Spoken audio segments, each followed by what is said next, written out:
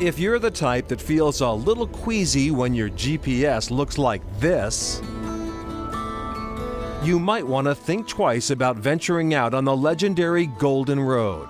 96 miles of stony dirt cutting straight through Maine's northern forest. The Golden Road was built to be the main pipeline for getting wood to the mills when the river drives ended in the mid-70s. No gas, no cell service, no food or water. You need to be prepared to solve your own problems and deal with your trip as it comes. The first 30 miles or so of the Golden Road out of Millinocket follow the west branch of the Penobscot River, renowned for its world-class salmon fishing. I come up here a lot. I cannot help myself. I have to stop here and fish for a little while. Charlie Kraus of Thorndike, Maine, comes out on the Golden Road every couple of weeks to fish for landlocked salmon under the watchful gaze of Mount Katahdin. Well, what do you know? And he's gone. And that's the way we like it. I don't keep any fish, so if they get off, I'm pleased it's punched.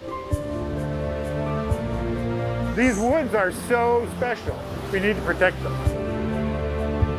Portions of the North Woods are protected, most notably Baxter State Park, gifted to the public in an extraordinary act of generosity by former Governor Percival Baxter in 1930. A huge block of pristine wilderness just north of the Golden Road, forever wild and open to the public, with one tiny exception at the base of Mount Katahdin. We've been here since about 1910. Clark Island on Lower Togue Pond may lie within park borders, but it is privately owned by descendants of Thomas Welcome Clark.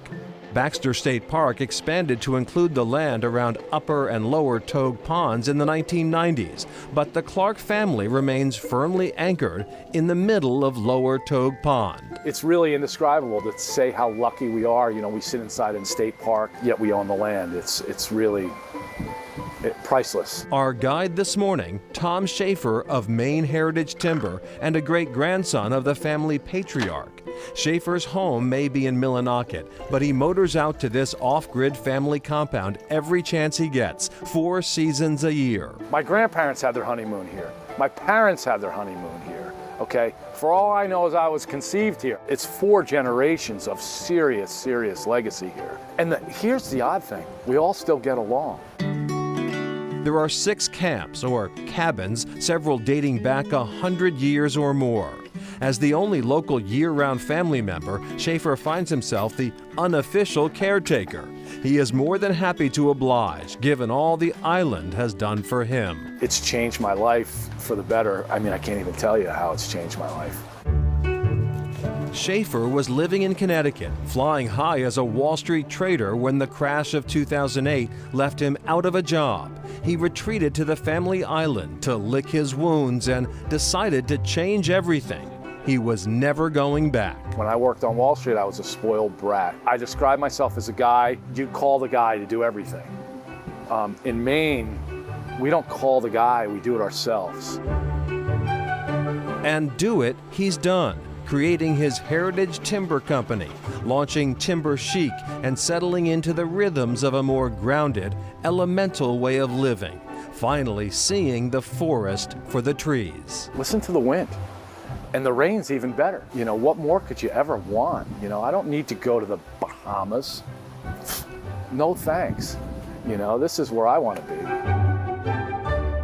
You topped the hill there. We're just pulled over a little bit there. We'll let you go by it. The Golden Road may have been built for the paper companies, but it's also been a godsend for adventurers. The Golden Road is really what made that wilderness accessible to the world. Matt Polstein was among the first to see the recreational potential of the new logging road. Just a few years after the river drives ended, Polstein began sending rafts down through the rapids on the West Branch.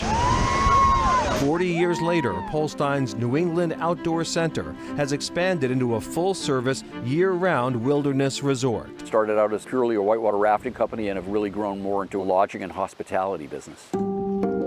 Sitting on the shores of Millinocket Lake with a front row view of Katahdin, the New England Outdoor Center reflects Polstein's belief that one needn't sacrifice comfort and service to have an authentic wilderness experience. We are incredibly fortunate to have the opportunity to make this available to people. Resting at the New England Outdoor Center, expansion continues with an impressive new hilltop events facility with a spectacular view. The center opened last month. Up next, memories of log driving.